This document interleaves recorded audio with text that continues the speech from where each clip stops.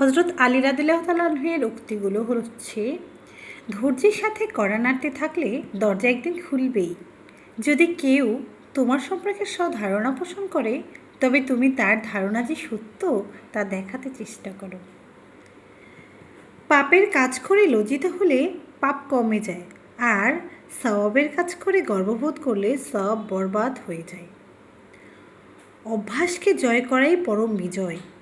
সবচেয়ে মন্দ সেই যে মনে করে আমি সবচেয়ে ভালো। শারীরিক সুস্থতার চেয়ে অনেক ভালো অন্তরের পরিচ্ছন্নতা। আলী রাদিয়াল্লাহু তাআলা আনহু-এর উক্তিগুলো অনেক সুন্দর ছিলেন। তারপর হচ্ছে, লোভ লালসা পরিত্যাগ করো, কেননা নির্লোভ মানুষ সর্বদা উচ্চ শিরে থাকে। যার মধ্যে সহ্য করার ক্ষমতাই নেই, সে সবচেয়ে বড় দুর্বল ও নির্বোধ।